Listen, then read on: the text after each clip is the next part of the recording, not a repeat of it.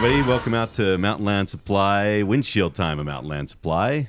I'm here with Brandon, our CEO, Spencer Shorts, our producer extraordinaire, and we are graced with the presence of Bruce W.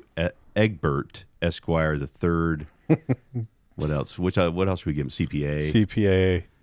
He's got the guy. Mac. What other? If you paid a guy on sounds right. ABV. all of his acronyms, My middle he'd be the initials. highest paid person S. here. His middle name's S. by Oh the yeah, way. Samuel. Samuel. My author's name would be B. Samuel Egbert. Author's name or apostle. If you were an apostle, listen to B. Samuel. That's not going to happen.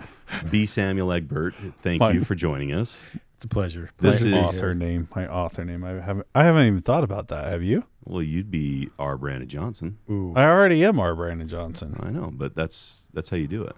I wouldn't be Mine Robert. would be crappy. No, Robert B. Johnson. I would just Robert B. Johnson. Robert B. Johnson. I would Mine be would be Robert. JL or JB. will be presiding JB over Little. this meeting. JB Little, JB Quick. J jumped over a candlestick. Anyway, this is an introduction to our executive team. So Bruce is the first that we're going to do this for. We'll have James and Ben come on at a later date. But Bruce, this is your opportunity to introduce yourself to our windshield wipers out there. That's what we're calling everybody who's The windshield listening. wipers. So Okay. your mother, my mother, and Brandon's mother. No, I did find out one of my kids listens to this podcast. Oh, yeah, that's right. Braden, I know you can hear me. Thank you for listening. Thanks for being a windshield wiper, Braden. So tell us how you came to Mountainland Supply. So, how I came to Mountainland is I actually started my career. I graduated with accounting, with a degree in accounting from the University of Utah. Brandon's favorite. Started at a local CPA firm, Hawkins, Cloward, and Simister. At that time, Mountainland and the four companies of Mountainland were clients of Hawkins, Cloward, and Simister.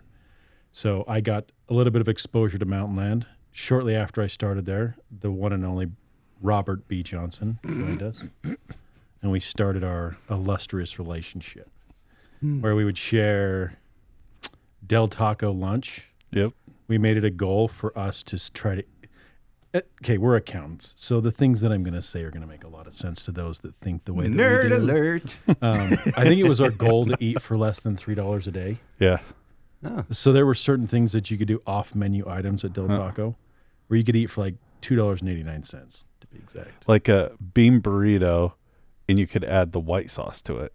Yeah. And it was only like, what? And like they a didn't quarter or charge you something. for the white sauce. It was like a quarter or something like that. Yeah. And then if you really were spontaneous, like a Friday, and I know that end of the week I've like starved myself, maybe add steak to it. Maybe a little chicken. Yeah. So this was Del Taco every day? Yeah, it was pretty close. We frequented it. There was there was a lot of tacos. We did a hot dog challenge where we would go try different hot dogs throughout the county. Awful. Awful.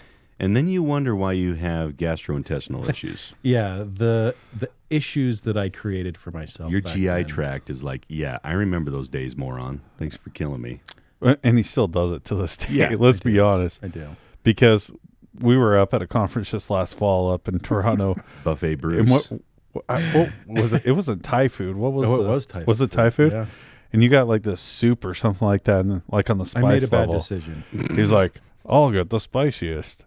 And me, I hate spice, so I'm like not even there. And I was on and off phone calls that whole evening because something was blown up. But I come back and he has the spiciest thing, and I mean, he was dying. It was a bad decision. And then the next morning, we had to drive, and that was not a good experience for me. No, Pepto-Bismol. I downed an entire quart of Pepto-Bismol in the wonderful country of Canada. So Yep. it was a good Canada's not opportunity. even a country. Let's be honest about it. I was trying to It's a impress commonwealth. you. I was trying to impress Ben, and I ended up just embarrassing myself in front of everyone. Yeah. And now in front of all the windshield wipers, they know the story. There are no secrets There with the aren't. windshield wipers. A lot of the stories come back to food with Bruce. I don't know if Most of anybody- them. I do love food. And That his is true. his stomach not agreeing with the food that he ingests. One of your most favorite foods, name it. I really love sushi. Honestly, I love trying new things. Any food. I'm not afraid to try something once. Dumplings. Oh yes. I don't mind. There's a dumplings. soup dumpling place in Seattle. We had to go to an ESOP conference in Seattle. It's probably some of the best food I've ever had in my life. With pho. Was there pho there? No, but we No did have pho. pho yesterday. Mm. Yeah, like to try lots of different things. It started off with the hot Bone dogs. broth. So the dumpling story, I kid you not. I was with Bruce. We probably had, and James Mosier was with us, Yeah, right? yeah. So he's our general counsel. He's our attorney. Best food, probably one of the best meals I've ever had. And Honestly. they were dumplings. And they were dumplings. And they were in this restaurant that was in a mall of all places. But everybody was going there from the conference. Like you would go there for lunch. Nobody stuck around to have lunch at the conference. Everybody was going there and you saw everybody. Anyways, we got back and it was just like, I want a dumpling. I want those dumplings again.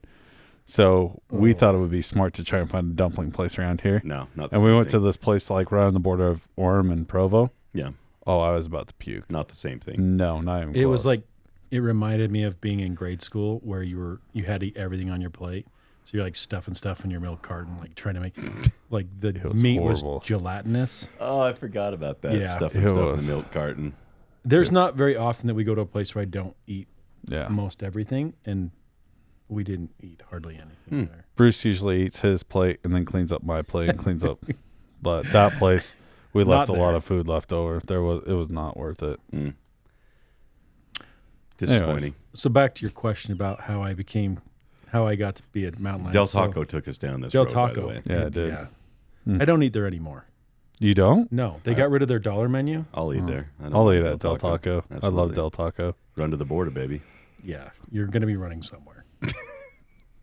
So That's what they say. I thought that was Taco Bell. No, let's ring the bell. That's ring the Tacos bell. ring the Okay. bell? Taco Bell, ring the bell. Run to the border. Come on. Spencer, can you verify check this? us. Yeah, Joey's right. right, All Thank right, you. never mind. We need to start. We need to get like the he TV needs to be screen like going. the Jamie, where he he's needs like to be Jamie. googling stuff, Yeah. YouTubing stuff, making Jamie, sure. look that up. Yeah. By the way, Del Taco, one of the best hamburgers too. They do have a good burger. Yeah. I've That's the heard Del their Burger. shrimp tacos are really good. Never gone down. that I'm road not before, trusting a shrimp taco because at I Del don't think Taco. that's real. Fish taco. I like their fish taco. I've never had that one either. Mhm. I like the There, fish. Shandon loves the burger there. The burger's really good, and also the fish taco. Haven't had the shrimp taco. I stick with the highly processed refried beans. Honestly, it's probably a very healthy place to eat. I mean, it's not processed stuff. You got ground beef. You got, I mean, the beans. Yes, they're probably processed, but they're not. There's not a lot of preservatives in it. Taco Bell has won awards for the healthiest fast food joint. Bet you didn't know that either. I did not know. Did you that. know that they Spencer? were owned by Little Caesars? Yes. Okay. I'm looking it Aware up. of that. All right, we'll move on while Spencer looks All it right. up. So besides Del Taco, you bonded over other things. Yes, so we bonded, became good friends. We'd work on projects together. Brandon was working on the audit side of Mountainland. Then when he left, I got put on the tax side of Mountainland. So I was helping on some of those different things. My career progressed. I stayed a lot longer in public accounting than I think I should. I stayed about 12 years. In that meantime, Hawkins, Cloud, and Simister sold to a regional firm. 12 years too long, by the way, Mm-hmm. Oh, in public accounting. honestly, I wake up sometimes. We would have to bill our time in like 6-minute increments. Yeah.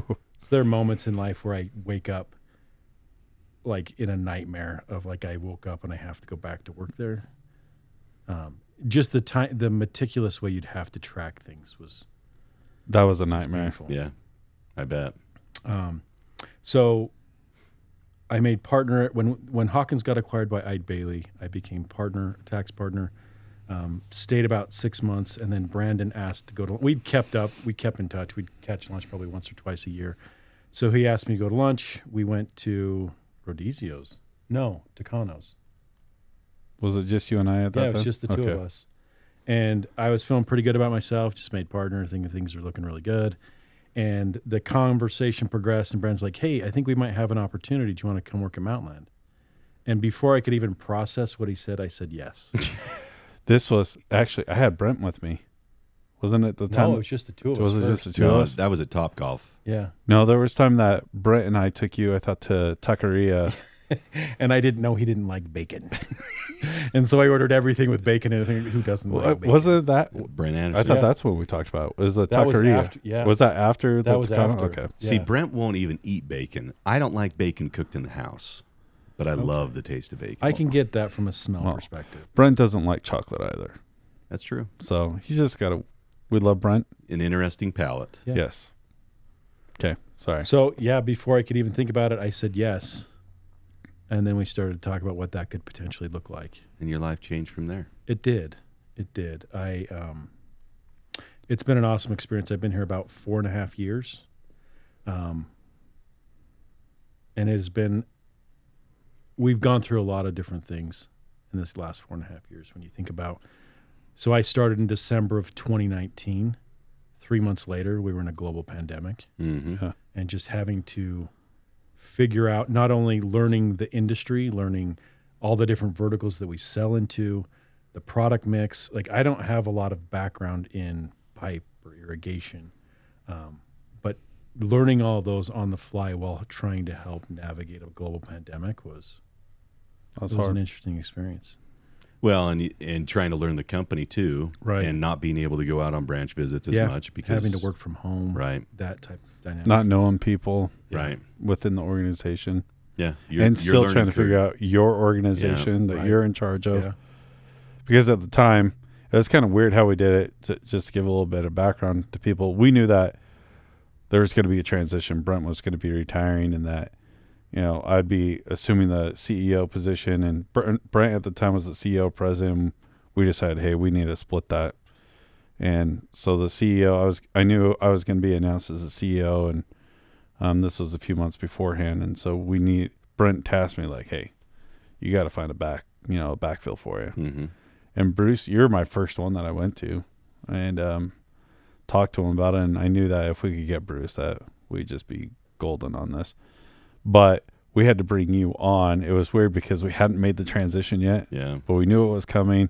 But we didn't want to give anything away. We were still holding it close to the vest. So you came on as the controller, if I remember right. And it was one of those that it was just like, Bruce knew what was happening, Yeah. but It was a trust moment. Yeah. But I remember when you left, people were like, why are you leaving from a partner to go to a controller? Like, that doesn't make sense, because that's usually not a transition that you see Yeah. from that. So we had to kind of do that. But it was, and also coming from, I can attest to this too, coming from public accounting over to industry, it's just processes and understanding. I mean, for example, inventory being received, how that goes through, and there's processes that we do that aren't necessarily accounting transactions. And so understanding each step in that process, which one actually has an accounting step to it, Yeah. and recognizing that. So it just takes time.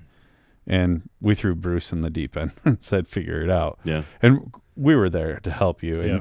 we had a good staff around you as well to be able to help you do that. But it was hairy there for a minute, especially with the pandemic going on. That was hard. That just added that much more of a dynamic to it.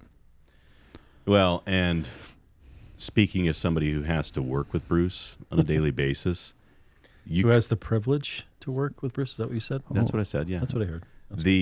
Not has to, gets to.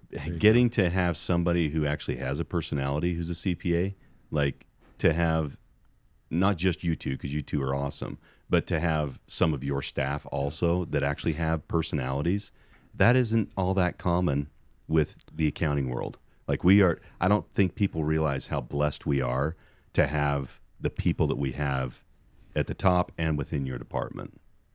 Yeah. Somebody you can actually have a conversation with, and they don't try and talk, 30,000 feet above you. Well, they can actually Ish. look at you in the I caught on there. But they can actually look at you in the eyes when they're talking to you instead of looking at your shoes. Dirt, dirt. Yep. Although we do love shoes. I mean, that's That a is given. Oh, that is true. God. That Here is we true. go. But and Bonding. honestly, to that point though, it's like there are the skill set within our department, just not only from an accounting perspective, but from an overall business perspective, it helps to have a well-rounded department, because you can get very focused on accounting issues and forget how it impacts the overall organization. So Yeah, I think we have very a pretty true. good balance of that. That's well said. We've been asking this of some people, that have been coming in, but what if you had to say that your welcome to Mountainland moment was, like you thought, you know what, I think I'm good here. Like, what was your welcome to Mountainland moment? I made the right choice. Yeah. If you could pinpoint one. So one of the things that we tried to do at the CPA firm that I worked at is we tried to implement EOS. So think about it just the way you described it. These are people that prescribe themselves as being very, very intelligent people. Yeah. We didn't hire an implementer. We're just like, we're going to get this. We're going to read the book. We got this. Self-implement. Yeah, it's just like, we don't need this guy. Like, we can read. We're well-educated individuals. We can implement this. And I can remember level 10s, because we had tried that, being involved in the level 10s here at Mountainland and seeing the way, like, we're a really big company. My welcome to Mountainland moment was recognizing how well organized we are in the structure that we have set up with EOS. I didn't understand the power of that before Mountainland. And when I came here and got exposed to the way the executive team functions and how each person brings their knowledge, their skill set to the table, and we can make some very powerful decisions very, very quickly, like, it amazed me to a point where I had no understanding the power that Mountainland was until I got that moment. Yeah. Because I was like, oh my gosh, like, regardless of what happens, not to say we won't make mistakes, but our ability to pivot, to make decisions, and to act on opportunities, like, it's a phenomenal thing. And that to me was like, dude, this is an amazing company to work for. And I could vision myself being here forever. It's awesome. Were you part of you have to remind me, because, I mean, I have a hard time remembering what I had for lunch yesterday, but when you came right on, were you part of the executive team, level 10s? I'm trying to remember. No. I don't think I was. No, he would have been part of your departmental. Okay. Yeah. When did we introduce you to those level 10s? It would have been January. Shortly there. No, it would have been February. I think it was Yeah, February, wasn't February, it? When yeah. we officially announced. Yep. Yep. Okay. Yeah. Yeah, February. so you 1st. just had a few months with just Yeah. the department, but then Yep. when you came to the executive team, you were that liaison for the finance Yeah. department. So Yep. Yep. you were kind of thrown into it because you were learning this level 10. You're and running a level 10. and running like, a level 10, which is if people haven't ran a level 10, it can be a daunting task. Yeah, Mhm. it is. Takes a while to get the groove. And you're that leader in that group and making sure everybody's expressing their opinions and Yeah. has an opportunity to talk, and then, you know, having your one-on-ones with all of them and trying to build that trust relationship with them that they can come to you. And And you know, honestly, the accountability piece of just, the to-dos that are going out every week, making sure people are getting things done, making sure understanding of what obstacles people are facing, just helping people be able to perform to their utmost ability. Yeah. so I remember one of the first conversations that we had, Bruce. This was kind of I don't know how to explain it, but it was kind of like my speech to you of, here's my expectations, I guess, with this. And I remember talking to you and telling you, look, this is where our company is. This is where the finance department is. And people that have been around, I was just talking to Kim Labor McClaws about this just the other day. When we first started, Kim and I, and we started pretty close together 10 years ago, the finance department was kind of not taken seriously. It was management would go through, make a lot of decisions of, hey, we don't need to check in with the finance department. We know what we're doing. Yeah. And over time, it was, not, hey, guys, I felt like I was over here on the side sometimes like, hey, do you want to ask maybe, like, is this a good decision or not a good decision? And it wasn't trying to ram it down people's throats of, you need to talk to me. But I always took that approach of, I want to show you that we can be helpful. Mm-hmm. We can be an important piece to the decision making. And I would tell you that I hadn't gotten it to exactly where I wanted it to be by the time that we made this transition, but it was on a path. But, so there was this talk with Bruce of saying, hey, there's been a lot of blood, sweat, and tears that have gone into this. Don't jack it up. But even on top of that I realized that Bruce, intelligent man, I mean, he he knows so much more than I do, I feel like, in the accounting world. And I remember having this conversation of, you are supposed to take this to the next level. Finish this out. I felt like I could take it to a certain level in being the CFO, but bringing Bruce in, I always had the feeling that, okay, he's going to be able to take it to that next level for us that I never felt like I could take it to. And so I kind of tasked him with that, like, you need to fulfill this vision, and you're the guy. You need to be in the seat. You need to do that. And just seeing over the last 4 years, it's been phenomenal. Oh, yeah. Because I've seen him just take steps where our finance department has just grown by leaps and bounds. And today, when we make a decision, a major decision, finance is right there at our side. We're talking to Bruce, we're talking to his team and saying, what do you guys think? It's an integral part to our business now. Well, it's even better than that. It's not even a consent thing. We already have the information in front of us to That's make those true. on-time decisions, because we don't have to wait and say, hey, we want to do this. What do you think? It's at that moment. We want to do this. Here's the data. Let's move forward. Yeah. That's the next level that you're talking about. Exactly. We're not asking for it. It's provided to us before we even have to make the decision. It's already there. And Bruce does a great job interpreting that financial information. The CFO position is kind of an awkward position. I'm going to just talk about it. For awkward people, I mean, let's just throw it out there. Well, because you're in charge of a finance department that's supposed to make sure that everything's being recorded correctly, right? That's being reported correctly. But then as the CFO, you're supposed to be also looking forward and saying, okay, where are we going Being financially? open to opportunities. Yep. And how do we take advantage of these? And so Bruce and I work closely, day-to-day stuff, when we're looking at acquisitions, opening up new branches, things of that nature. I'm working hand in hand with Bruce and saying, okay, well, what do you think like this? And fortunately, I can interpret and understand what he's saying to me because I have that finance background. Geekanese. Exactly. But you're in this awkward position because I'm supposed to be looking backwards and making sure everything's done all right. I'm in charge of that, responsible for that. But I also need to be looking forward. So you're kind of switching 180 every time. And what hat do I have on? And where am I looking? Things of that nature. And Bruce is just, he masters that really well, in my opinion, and looks at that. I've worked with a lot of different CEOs, being in public accounting myself, and a lot don't do it as well as Bruce. Yeah. Bruce has really been able to, he knows, and he can just kind of go back and forth and knows what he's talking about. The other cool thing too, by the way, I'm laying on thick here. I'm really liking how this conversation's going, and I like that it's being recorded. What I've noticed too is finance stuff can be extremely complex. Yeah. I mean, we use stupid terms sometimes, complex terms, complex formulas, things of that nature, complex situations. And I used to pride myself that Mountainland was very simple. Mm-hmm. And where I started 10 years ago to where we're at now, holy cow, it has changed immensely.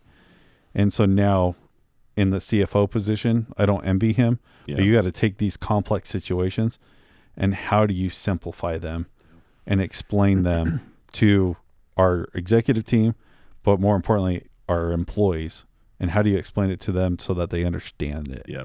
And that's a really, really hard thing to do. And Bruce does that really well. And that's a sign for me, is a sign of a good leader in the finance world. That you can do that, and then you can relate to people. Break it down and relate to them, and let them put it in terms that everybody can understand. Yep, easily to consume. Yep. I totally agree. Yeah, and I appreciate those compliments, but honestly, it's a team effort. Like the effort that you and Kim went through, it's building blocks, right? We had to have the data correct. The efforts you guys took to make that masterful spreadsheet that was like 200 tabs long. It was like extracting stuff out of Excel and getting us to that point. And then to be able to come in and add focus on top of that, the work that BJ, RJ, Mike, Dustin, McKaylee, Natalie, Tina, like the finance department in general is well functioning. And it is a team effort. It makes it, the amount of data that we're able to analyze, to Joey's point, at a moment's notice, I don't think has ever been better. And it's because of all the work that everyone's done along the way. The work you guys did, the work that we've taken on building on top of that. It's awesome. Like the insight into our business, whether it's geographical or vertical or branch specific, like we've never had better insight into how our company's performing. And it's just exciting. It just puts us in a position that if something happens in the economy or opportunities present themselves, we have a better understanding of how we can take advantage of those opportunities. Or if things start to go maybe in a negative direction, Right. I think we're better poised to make adjustments faster than we've ever been. And sooner. We Yep. catch them a lot Yep. sooner. Yep. So, and I think a huge shout out to your team. Yeah. I mean, I know you do a ton, Bruce, and you're great. You're a great leader, but you also have a great team Yeah, too. absolutely. Mike Munson. Yep. Shout out to you personally, man. You are phenomenal Yeah. at what you do. BJ, RJ, I mean, you named them. Dustin, if I have to. No, Tina, Natalie. I mean, Yeah. you got a phenomenal team that supports you. But you're the leader of that, and you get everybody going in the right direction. So we have a phenomenal finance team right now. Absolutely. Agreed. Cool. Anything else you'd like everybody to know about you? I think we've talked about a lot of good things. I do love food. I love shoes. I love traveling to new locations. Bills, I love the Buffalo Bills. It unfortunately. was a rough day. A couple days ago, we made some tough He cuts, had a sticker on his computer when he first hired on in 2020. So this is not a new thing. This goes back to the 90s. Yeah, Like, so don't think he's a bandwagoner. He's not. yeah, this is okay. Here it We'll is. I'm here to help you out. As a young boy with the name Bruce, there weren't a lot of role models for me. So you for people- chose a large black man, Bruce Smith. Yes, absolutely. I can remember it was the third grade. I had to do a book report, and I'm like, okay. I found Bruce Smith, like a book in the library, using the Dewey Decimal System. What about Bruce Wayne? Dewey Decimal System. No, dude. I went Bruce Smith. I can't blame I you. mean, the He's- Bills at that point, back in the 90s, early 90s, I'm with you, dude. although they lost a lot of Super Bowls in a row, they had a They How got many to was him. that? How was I haven't even watched the documentary yet. They got so, to him, Yeah, though. they got to him. Yeah. It was rough, but we There's something we to worked that. through it. So I don't know. I'm not a Chiefs fan. Chiefs? Come on, man. You and Mike Funk. Yeah, go Chiefs, man. And Brittany Funk. Brittany Funk might be the biggest Chiefs fan I've ever met. I don't know that I've seen a bigger one. Yeah. Yeah.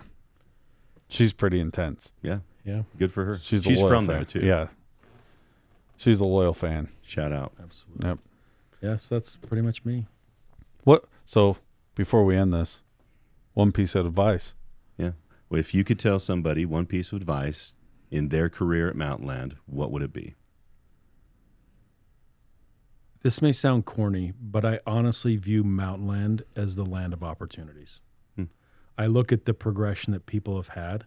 Wherever you start, there are opportunities for you to progress here in this company. We look for talent, and I think we do a phenomenal job of recognizing it early and putting people in positions to maximize their talent and putting them on a path of success. I look at Joey, I look at your story. There's so many other stories along the way of people have started off as a summer job as in the warehouse or as a driver. And there's just, you put your head down and you get to work and good things happen. Agreed. Well said. Awesome. Thanks, bud. Yeah, Thanks for thank you, spending guys. some time with us. Thanks for taking some time out of your busy day. It's tax season, so Bruce is going nuts right now. So we're grateful that he came in and talked to us for a few minutes. Yeah, absolutely. Thank you guys. Okay, bud. Okay. Thanks, Brandon. Thank you, Shorts. And thank you, all you windshield wipers out there. And we'll see you somewhere down the road. Goodbye. Thanks, everyone.